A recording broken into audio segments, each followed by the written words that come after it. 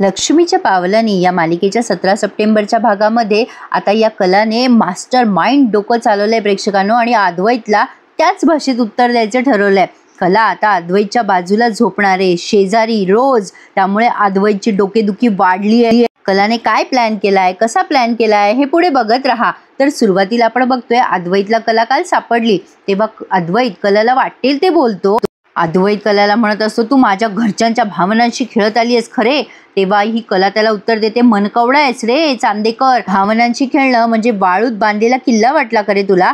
हवं तेव्हा किल्ला बांधायचा आणि पाण्याची एखादी लाट आली की तो किल्ला विरून जाणार। अरे चांदेकर, तू असा वागतो रे, भावना शून्य। आता चांदेकर म्हणतो, म्हणजे अद्वैत म्हणतो, तू असं मोठ्याने बोलल्यामुळे तुझा मुद्दा खरा होत नाही खरे। त्यावर कला त्याला उत्तर देते, अरे चांदेकर, तुझ्यासारखा स्वार्थी आपमतलबी माणूस मी माझ्या अख्ख्या आयुष्यात बघितला नाही। अरे खोटा तू, खोटे तुझ्या आश्वासनं, खोट्या तुझ्या भावना, सगळं तुझं खोटं खोटं, आणि आला मोठा ग्रेट म्हणणारा स्वतःला। अरे ग्रेट माणसं जर तुझ्यासारखी असली ना चांदेकर, ते या जगाचं काही खरं नव्हतं। आता अद्वैत चिडून म्हणतो, तू काय बोलतेस, तुला तरी कळतंय का? अरे इतकं बोलतेस की उत्तरं राहतात बाजूला आणि काहीच्या काही बोलून तू तुझी सुटका करून घेतेस। भांडणं जोरदार रंगली आहे प्रेक्षकांनो, पण आता आगे आगे देखो होता है क्या। आता ही कला म्हणते, अरे चांदेकर, मला सांगू नकोस, मला कळतंय मी काय बोलते ते। तुझ्या या स्वभावामुळे मला इच्छा होत नाहीये घरी यायची। आता हा अद्वैत म्हणतो, हे बघ खरे चांदेकर, म्हणजे कोल्हापुरातलं खूप मोठं प्रस्थ आहे, त्यांचं मान, त्यांचं पद, हे सगळं विचार करून वागत जा तू खरे। कला त्याला सडेतोड उत्तर देते, तो विचार तर मी करतेच, पण तुझ्या या एका विचारावर मी माझं अख्खं नाही काढू शकत आयुष्य। आणि मला कळतं माणुसकी म्हणजे काय, चार लोकांशी कसं वागायचं, काय बोलायचं। अद्वैत म्हणतो, मग आमच्या घरातून जाताना तुझे हे विचार कुठे गेले होते, तेव्हा तुला हे आठवत नव्हतं का? आता कला म्हणते, मी मला हवं ते करीन। अद्वैत चिडतो आणि म्हणतो, तुला हवं ते नाही करू शकत, तू घरी चल बरं, मग दाखवतो तुला मी काय करतो ते। आता कला म्हणते, मी नाही येणार, हा माझा शेवटचा निर्णय, तू जा इथून। अद्वैतला आता काही कळे ना कलाशी पुढे काय बोलावं। तेवढ्यात त्याला आलाय सोहमचा फोन। आता सोहमचा फोन याने मुद्दाम स्पीकरवर ठेवलाय। कला तिथून निघून जात असते प्रेक्षकांनो। तेव्हा अद्वैत मुद्दाम म्हणतो, हा सोहम बोल, काय रे, काय झालं, आबांची तब्येत बरी आहे ना? आता असं बोलल्यानंतर कला एकदम तिची पावलं मागे घेते। मग आता हा अद्वैत फोन स्पीकरवर ठेवतो आणि म्हणतो, थांब जरा, बोल मला, कशी आहे आबांची तब्येत? मग सोहम म्हणतो, अरे दादा, आबांची तब्येत बरी नाहीये रे, ते सारखे रडतायत आणि म्हणतात की घरची लक्ष्मी बाहेर गेली, काहीही कर पण कला वहिनीला घरी आण बाबा तू। अरे दादा, आम्हाला सगळ्यांना असं बघवत नाहीये रे आबांना, तू काहीही कर पण आधी शोध बाबा वहिनीला। आता अद्वैत कलाकडे असा बघायला लागतो आणि कला अद्वैतकडे। आता कलाला तर आजोबांच्या तब्येतीची काळजी आहेच, त्यामुळे आता कलाने डोळे बंद केलेत आणि आता त्या गाडीमध्ये चुपचाप जाऊन बसून राहते ती, म्हणजे तिला म्हणजे दुसरा पर्याय नाहीये असे तिने रिॲक्शन दिले तिच्या चेहऱ्यावरती। कला जेव्हा गाडीत बसते तेव्हा अद्वैत तिच्याकडे बघतो आणि मग सांगतो सोहमला, अरे सोहम, आबांना सांग की मी खरेला शोधलंय आणि तिला घरी सुखरूप घेऊन येतोय। सोहम फार खुश होतो आणि म्हणतो, काय सांगतोयस दादा, वहिनी सापडली? अरे वा, बरं झालं। आता सोहमला अद्वैत म्हणतो की अरे आबांना सांग, मी त्यांना प्रॉमिस केल्याप्रमाणे तिला घेऊन येतोय घरी आणि काळजी करू नका म्हणा। आता हा सोहम म्हणतो, बरं बरं, मी कळवतो हा निरोप। अद्वैतचा फोन ठेवल्यानंतर सोहमने लगेच ही आनंदाची बातमी आबांना सांगितली की आबा, अहो दादाला वहिनी सापडली आणि दादा घरी घेऊन येतोय वहिनीला। इकडे हा अद्वैत गाडीमध्ये बसतोय, पण कला मात्र आता काही बोलत नाही। अवघड येतं प्रेक्षकांनो नवरा बायकोची भांडणं। आता सोहमने अशी आनंदाची बातमी दिल्यावर आबांची तब्येत एकदम नॉर्मल झाली आहे, पण रोहिणीला मात्र आश्चर्याचा धक्का बसलाय। आता आबा म्हणतात, अरे वा सोहम, चांगली बातमी सांगितलीस रे। आणि आता रजनी, अगं अंबाबाई पुढे साखर ठेव आणि 101 रुपये पण ठेव, माझी लक्ष्मी घरी येतेय। रजनी, ऐन सणामध्ये असं काही घडलं तर मला खूपच वाईट वाटलं ग, असं वाटलं अशुभ संकेत आहे, पण नाही, आपली अंबाबाई आपल्या पाठीशी आहे रजनी, ठेव साखर ठेव बाई। आता रजनी म्हणते, हो आबा, आलेच मी। आता हे आबा अंबाबाईला प्रार्थना करतात आणि खूप खुश होतात, त्यांच्या डोळ्यातनं आनंद अश्रू वाहतात। कसं ना प्रेक्षकांनो, माणसाची कशी प्रवृत्ती असते ना, हे आबा किती भोळे आहेत, किती साधे आहेत, पण त्यांची सगळी मुलं एवढी कुटील आणि कारस्थानी दाखवली आहेत। आणि सरोज तर स्वतः एक स्त्री असून अशी भावना शून्य कशी काय दाखवली आहे, म्हणजे सरोज ताईंकडनं अशी अपेक्षा नाहीये असो, पण ती रोहिणीच्या इन्फ्लुएन्स खाली आहे, त्यामुळे हे सगळं सुरू आहे। मालिका खूप छान आहे प्रेक्षकांनो, पण काही गोष्टींवर मला चर्चा करावीशी वाटली म्हणून तुम्हाला शेअर केलं। तर आता आपण बघतोय अद्वैत सारखा कलाकडे बघत असतो गाडी चालवताना. तेवढ्यात तिच्या आईचा फोन येतो. तेव्हा तो फोन ब्लूटूथवर चालू आहे, म्हणजे या कलाला सुद्धा तो कॉल ऐकू येतोय. अद्वैत म्हणतो, हां बोला. आता तिची आई विचारते, सापडली का जावई? जावई बापू सॉरी बराच वेळ झाला, माझा जीव टांगणीला लागला म्हणून मी तुम्हाला जरा फोन केला पुन्हा एकदा. आता अद्वैत म्हणतो, अहो सॉरी नका म्हणू, काही आहे ना, खरे सापडली आहे मला आणि ती माझ्या सोबतच आहे. आता तिची आई खुश होते आणि म्हणते, अहो आपली कला सापडली. आता त्यांनी पण फोन स्पीकरवर ठेवला आणि अद्वैतला म्हणतात की अरे वा, अंबाबाई पावलीच म्हणायची. आता कलाचे बाबा म्हणतात, तुमच्या प्रयत्नामुळे सापडली हो आमची कला. आता ही कलाची आई म्हणते की मला कलाशी बोलायचंय, फोन द्या ना. कला आता म्हणते, बोल ग आई. आता कलाची आई चिडते आणि म्हणते, काय कले, बोल ग, काय बोल ग. अगं असं कोणी करतं का? आणि असं कोणी घर सोडून जातं का? कले असं का करायली ग? अगं आमच्या जीवाचं काही बरं वाईट झालं असतं तू गेल्यावर तर काय केलं असतं आम्ही? कला म्हणते, अगं आई असं का बोलते ग, नको नको बोलू असं. मग आता तिची आई म्हणते, का नको बोलू अगं कले, अगं तू अशी वागतेस तर लागणार नाही का ग जीवाला? तुझं काही बिनसलं का? आता ही कलाचे वडील म्हणतात, संगे थांब जरा, तिला बोलू दे की. काय ग कले, काय झालं? बरं आहे नव तुला? काय झालं सांग की. अगं मनातलं बोलून घे ग कले, तुला सांगितलं ना कले, मनातलं बोलायचं ग, मी सांगितलेलं विसरली का? आता कला काहीच बोलत नाही. तेव्हा अद्वैत म्हणतो, काय ग, अगं तुझे बाबा बोलतायत ना तुझ्याशी, बोल त्यांच्याशी. अगं काय म्हणतायत ते, उत्तर दे, म्हणजे मला पण कळेल काय कारण होतं तुझं घर सोडून जाण्याचं ते. आता कला त्याच्याकडे रागाने बघत असते अद्वैतकडे. मग आता अद्वैत तिच्या वडिलांना म्हणतो, अहो काही नाही हो, तिचं बिनसलंय काहीतरी. मग आता मात्र कलाला अजून राग आलाय बरं का अद्वैतचा. अद्वैत खोचक सारखाच बोलतोय तिच्याशी. मग आता ते कलाचे बाबा तिकडनं म्हणतात, जावई बापू काही झालंय का हो, काही ताण आलाय का हो कलाला? आता अद्वैत अजून चिडतो या कलाच्या वडिलांच्या या प्रश्नावर आणि म्हणतो, तिला तिला कसले ताण आलाय? अहो तिच्यामुळे माझ्या घरच्यांना किती ताण आला ते कळतंय का तुम्हाला? ताण घ्यायचा मग तर काय तिने एकटीने घेतलाय का? नाही सिरियसली मला सांगा, तिच्याशी कोणीतरी बोलायला हवं ना, कोणीतरी तिला समजून सांगायला हवं. एक आपण जेव्हा समोरच्या व्यक्तीला काही विचारत असतो तेव्हा आपल्याला अपेक्षा असते ना की त्या व्यक्तीने उत्तर द्यावं. नाही म्हणजे आपण प्रश्न विचारले तर आपण विचार करतो ना की त्या व्यक्तीने आपल्याला उत्तर द्यावं म्हणून, पण नाही, ही मात्र काहीच बोलत नाही. नाही काय आहे ना, कितीही बिनसलं असेल, काहीही झालं असेल तरी सुद्धा घर सोडणं हे ऑप्शनच नाहीये. हां, अद्वैतच्या या वाक्याला मी सहमत आहे. मग आता अद्वैत म्हणतो, नाही नाही, मी तुम्हाला जेन्युइनली रिक्वेस्ट करतो की हिला कोणीतरी शहाणपणा शिकवा, हिला अक्कल शिकवा. आता मात्र कला बघतच राहते या अद्वैतकडे. मग आता अद्वैतला त्या कलाची आई म्हणते, जावई बापू तुम्ही बराबर बोलताय. अद्वैत म्हणतो, बघ बघ तुझी आईच बोलते आता. अद्वैत कलाच्या आई बाबांना म्हणतो, काही नाही हो, हिला फक्त लोकांना काळजीत टाकायचं असतं, मंगळागौरीच्या दिवशी कशी निघून गेली ही. शेवटी आता कला म्हणते, आई ऐक ना, माझी मनस्थिती नाही आहे ग बोलायची आता, मी तुझ्याशी नंतर बोलू का?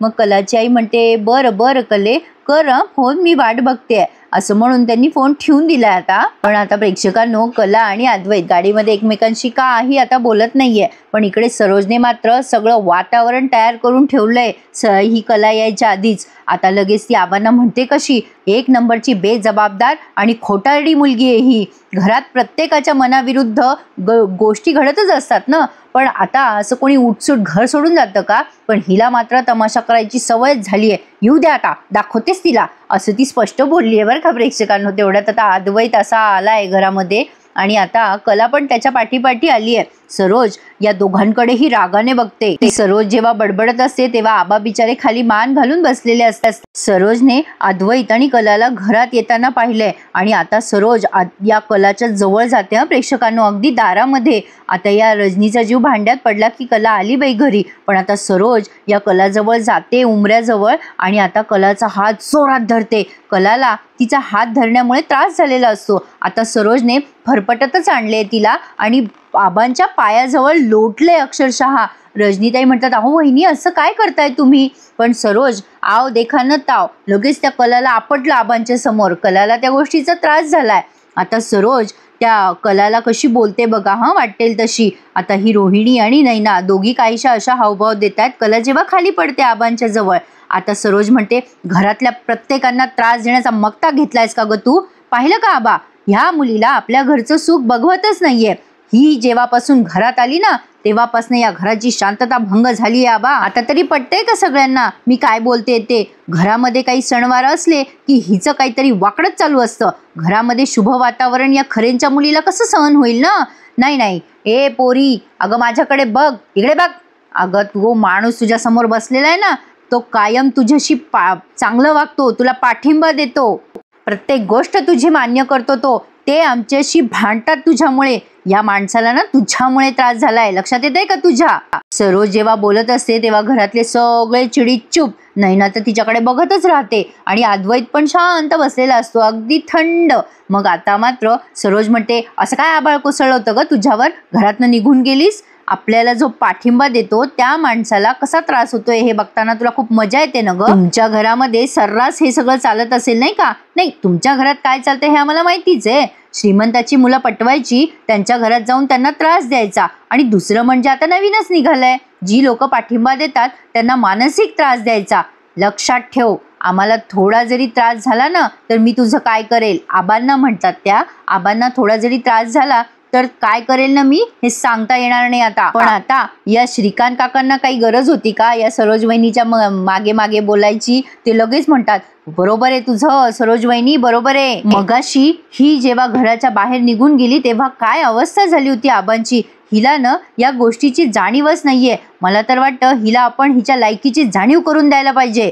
आता मात्र ती रोहिणी म्हणते, ए श्री, अरे आपल्या सगळ्यांचं जाऊ दे. अरे मगाशी नाही, डॅडना बघ अजूनही त्रास होतोय, बघा बघा डॅडची अवस्था बघा. प्रेक्षकांनो म्हणतात ना, पोकळ वासा, तसं काहीतरी आहे यांच्या घराचं. आता ती कला रडतीये बिचारी, तरी तिच्याकडे त्या आबांना सोडून दुसरं कोणाला दया येत नाही. आता मात्र हा राहुल पण हसायला लागतो की कशी फजिती होतीये कलाची. शेवटी कला इतकी रडत असते आणि म्हणत असते, आजोबा मला माफ करा, आबा माफ करा मला, मी निघून गेले पुन्हा म्हणून त्रास झाला तुम्हाला, मला याची कल्पना नव्हती, आबा खरंच माफ करा मला. तर आता कला रडत असताना पुन्हा अशी मध्येच बोलते की आजोबा या सगळ्या मागे पण, आता असं बोलायला लागते ती तेव्हा लगेच सरोज म्हणते, पण काय पण, अजून सुद्धा कारण आहेत का तुझ्याकडे? अद्वैत लगेच म्हणतो, नाही यावेळेला खरेची चूकच होती, आजपर्यंत मी तुझी बऱ्याचदा बाजू घेतली खरे, पण आज तू चुकलीयस, असं तो लगेच तिला बोलून मोकळा होतो. आबांना कळते की कलाला सगळे आता चेवरं करतायत, म्हणजे असं खूप त्रास देत आहेत. आता आबा उठून उभे राहतात आणि म्हणतात, बेटा कला उभी राहा बरं. आबांनी आपुलकीने तिला असं उठून उभं केलंय आणि आता आबा म्हणतात, तुम्ही सगळे जा इथून, मला कलाशी बोलायचंय. आणि हो, मला आता बरं वाटायलंय, तुम्ही जा बरं समजे आपापल्या खोलीमध्ये. आता सरोज लगेच म्हणते, आबा असे का बोलतायत तुम्ही? आता आबा म्हणतात, सरोज मला कलाशी बोलायचंय. मग सरोज म्हणते, एवढं सगळं झाल्यावरही तुम्हाला हिच्याशी बोलायचंय? आता आबा म्हणतात, मी सांगितलं ना एकदा, मला बोलायचंय कलाशी. आता मला या प्रश्नांची उत्तरं द्यायची नाहीये. जा सगळेजण आपापल्या खोलीत चालले जा. आता कला आबांकडे बघतच राहते आणि प्रेक्षकांनो, या आजोबा आणि नातीचा संवाद त्यांनी खूपच छान दाखवला पुढे. आता चुपचाप आबांच्या बोलण्यावर सगळे त्यांच्या खोलीत निघून जातात. सगळे आपापल्या खोलीत गेल्यानंतर आजोबा कलाला आपुलकीने खाली बसवतात आणि म्हणतात, बेटा कला बस बरं खाली, आणि आता सांग मला, अशी का निघून गेलीस तू घर सोडून? तुला का जावं असं वाटलं पोरी? आता आबाने तिचे डोळे पुसलेत आणि आता या कलाने तिच्या जवळची चिठ्ठी आहे ना प्रेक्षकांनो, ती आबांच्या हातात दिली आहे. आता आबांनी ती चिठ्ठी वाचली आणि आता आबा खूप संतापतात आणि म्हणतात, अरे बाप रे, हा अद्वैत असा कसा वागू शकतो? हा अद्वैत, अद्वैत इकडे ये. आता आबा पटकन उभे राहतात चिठ्ठी वाचल्यावर आणि आता कला त्यांना म्हणते, आजोबा तुम्ही नका ना त्रास करून घेऊ या सगळ्या गोष्टींचा, तुम्ही प्लीज खाली बसा बरं, शांत व्हा प्लीज आबा. आता ते आजोबा खाली बसतात आणि ती चिठ्ठी वाचून पुन्हा म्हणतात कलाला, कला तू हे सगळं मला का नाही सांगितलं बेटा? अगं तुझी चूक नव्हती आणि तू घराच्या बाहेर निघून गेलीस. नाही नाही कला, तू असं करायला नको होतं ग. मग आता कला त्यांना खूप सुरेख उत्तर देते प्रेक्षकांनो. कला म्हणते, आबा माझं चुकलं, मला कळतंय ते, पण मी असं तुमच्याकडे तक्रार करत राहिले असं झालं असतं ना आजोबा. आता आजोबा तिला छान बोलतात पुढे प्रेक्षकांनो. आता कला म्हणते, जे प्रश्न माझ्या समोर उभे राहिलेत ना आजोबा, ते उत्तरं तुमच्याकडे नाही आहेत याची कल्पना आहे मला. त्या माणसाचा हात धरून मी या घरात आली आहे आणि तो माणूस माझ्याशी पूर्णपणे खोटं वागतोय या गोष्टीची कल्पना आता मला आली आहे. पण हे मला सगळं वाढवायचं नाही आहे. आणि भांडणं करायचो आम्ही आधी आबा, आमच्यामध्ये मतभेद होते, पण आबा मला सांगा आमच्या दोघांमध्ये कुठेतरी खरेपणा होता ना. पण अद्वैतने पूर्णपणे खोटं वागून माझी किंमत शून्य केली आहे आजोबा. खरंय प्रेक्षकांनो, कलाच्या मनाला केवढं दुखलंय, ती किती त्रासामध्ये आहे, तिला टेन्शन आलंय या सगळ्याचं. आता मात्र आजोबा पण रडायला लागतात आणि म्हणतात बाळा अगं रडू नकोस. कला म्हणते आबा सरोज मॅडमला मी पहिल्या दिवसापासनं या घरात नकोय, मी या घरामध्ये का राहतीये हेच मला समजत नाही आजोबा. कुठल्या नात्याने? सगळे माझे सासू सासरे तर आहेतच, म्हणजे तरी सुद्धा मला त्यांना Rajni madam, Saroj madam, Rohini madam, Shrikant sir अशी हाक मारावी लागते. ज्याला आपुलकीला हाक मारावं असं कोणीच नाहीये या घरामध्ये. म्हणजे आबा तुम्ही सोडलेत तर, म्हणजे मी आपुलकीने कोणाला हाक सुद्धा मारू शकत नाही. आबा कोणाला कसं बोलावं, कसं प्रेमाने नातं निर्माण करावं हा प्रश्न पडलाय मला. आबांना रडायला येतं आता आणि म्हणतात आबा बेटा असं नको बोलूस ग. आता कला म्हणते आबा खरं सांगू तुम्हाला, मला घरी यायची इच्छाच नव्हती, पण मला कळलं की तुमची तब्येत बिघडली आहे आणि आजोबा माझ्यामुळे तुम्हाला त्रास झालेला मला सहन होणारच नव्हता. आजोबा मला खरंच माफ करा. कला आता दोन्ही हात जोडून आजोबांची माफी मागते. आता आजोबा म्हणतात कला अगं किती चांगलं झालं, मला त्रास झाला ते. कला म्हणते आजोबा असं का बोलताय तुम्ही, अहो तुम्हाला काही झालेलं आम्हाला कसं सहन होईल. आजोबा म्हणतात अगं पोरी पण घरातली लक्ष्मी अशी निघून गेल्यावरती मला सगळं सहन होईल का. आता माझ्या पुढे एकच पर्याय आहे, अद्वैतला आत्ताच्या आत्ता इथे बोलवतो आणि त्याला जाब विचारतो. अद्वैतला बोलवू दे मला, आत्ताच्या आत्ता आम्ही या सगळ्या गोष्टींचा सोक्षमोक्ष लावतो. त्यावरती कला म्हणते नाही आजोबा असं करू नका. आजोबा म्हणतात अगं कला पण. कला म्हणते नाही आजोबा ही लढाई माझी आहे आणि ही लढाई माझी मलाच लढू. आजोबा तुम्हाला आठवतं ना, तुम्हीच मला सांगितलं होतं आजोबा तुम्ही मध्यस्थी केली ना तर अद्वैतला असं वाटतं की मी सगळ्या खोड्या तुम्हाला सांगते आणि माझी बाजू पक्की करून घेते. अद्वैत या सगळ्या गोष्टींचा खूप बारकाईने विचार करतो आजोबा. माझी बाजू पडकी झाली ना की मी तुमचा आधार घेते असं त्याला वाटतं. आता आजोबा म्हणतात त्याला जे वाटायचं ते वाटू दे कला, पण आपण त्याला बोललंच पाहिजे. कला म्हणते नाही आजोबा, अहो तुमचा नातू आहे ना, या सगळ्या गोष्टींचा बारकाईने विचार करतो.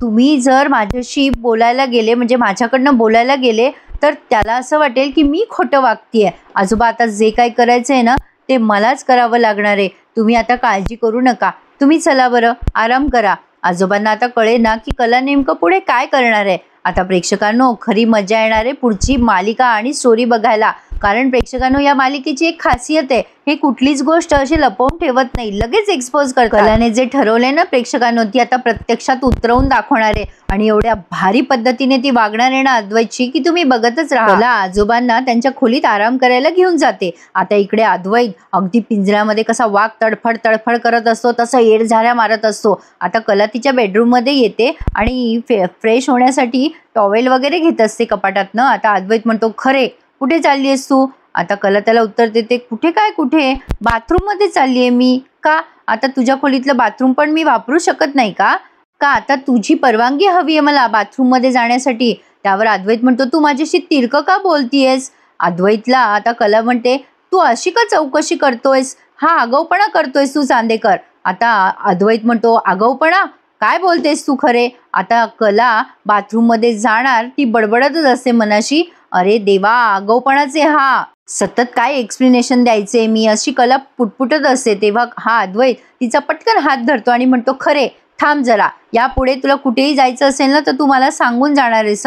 अगदी तुला कुठेही जायचं असेल तरी सुद्धा तू कुठेही जा, बाथरूम मध्ये जा, किचन मध्ये जा, मार्केटमध्ये जा, मला काही त्याच्याशी देणं घेणं नाहीये, पण मला कळायला हवं तू कुठे चालली आहेस. आता कला म्हणते तुला काही 24 तास नजर ठेवायची आहे का माझ्यावर, मी कुठे जाते कशी जाते या सगळ्या गोष्टींची सूत्र तुला तुझ्या हातात ठेवायची आहे का. सॉरी चांदेकर साहेब, मला ते शक्य नाहीये, मी माणूस आहे आणि मला पण भावना आहेत.